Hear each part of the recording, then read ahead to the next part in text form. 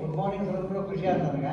Walking ಖುಷಿನ ಮುಗಿಸ್ಕೊಂತ ಹಾಡ ಅನ್ಕೊಂತ ಮನೆಗೆ ಬರ್ಬೇಕಾದ್ರೆ ಒಂದು ಗಿಡ ಹೂವಿನ ಗಿಡಗಳದ ಹೂವು ಹಾರ್ಕೊಂಡು ಮನೆಗೆ ಬಂದೆ. ಮನೆಗೆ ಬರ್ಬೇಕಾದ್ರೆ ಹಾಡು ಅನ್ಕೊಂತಿದ್ದ. ಯೂಶಲಿ ಯಾವಾಗ ಗಂಡಸ ಖುಷಿ ಇರ್ತಾರಲ್ಲ ಹೆಣ್ಮಕ್ಳಿಗೆ ಸಮಸ್ಯೆ ಬರ್ತದೆ. ಮತ್ತು ಯಾವಾಗ ಹೆಣ್ಮಕ್ಳು ದುಃಖದಾಗಿರ್ತಾರಲ್ಲ ಗಂಡ್ಮಕ್ಳು ಸಮಸ್ಯೆ ಬರ್ತದೆ. ಎರಡು ಅಪೋಸಿಟ್. ಅದಕ್ಕೆ ನಮ್ಮ ಮೇಡಮ್ ಕೇಳ್ಬಿಟ್ಟು ಯಾಕೆ ಭಾಳ ಖುಷಿ ಆಗಿದೆ. ಏನಿಲ್ಲ ಇವತ್ತು ಫಸ್ಟ್ ನ್ಯೂ ಇಯರ್ ಅದ ಫಸ್ಟ್ ಅದ ಅಂತ ಹೇಳಿದೆ. ಇಲ್ಲ ಏನೋ ಖುಷಿ ಅದ, ಏನೋ ಹಾಡು ಅನ್ನಕಂತ ಏನೋ ವಿಶೇಷ ಅದ.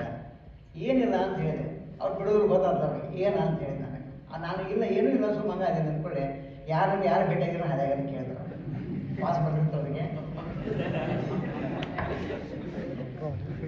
ಹೌದು ಯಾರೋ ಗುಡ್ ಮಾರ್ನಿಂಗ್ ಸರ್ ಅಂತಂದ್ರು.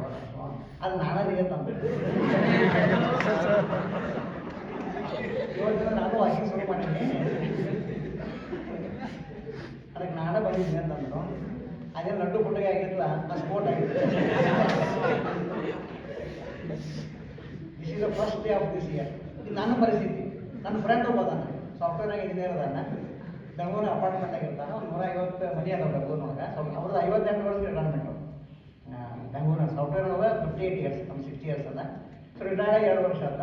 ಸೊ ಏನು ಮಾಡಪ್ಪ ಸೋಷಿಯಲ್ ಆ್ಯಕ್ಟಿವಿಟಿ ಅಂತೇಳಿ ಆ ಅಪಾರ್ಟ್ಮೆಂಟ್ದೇನು ಒಂದು ಇಂಡಿಯನ್ ಅದಲ್ಲ, ಅದು ಸೆಕ್ರೆಟ್ರಿ ಆಗಿ ನ್ಯೂ ಇಯರ್ 31ಗೆ ಏನು ಮಾಡಿದಂದ್ರೆ ಎಲ್ಲರಿಗೂ ಒಂದು ಮೆಸೇಜ್ ಹಾಕಿದ್ರು. ಇವಾಗ ಏನು ಮಾಡ್ತಾರೆ, ಎಲ್ಲರೂ ಒಂದು ಮೆಸೇಜ್ ಹಾಕ್ತಾರೆ.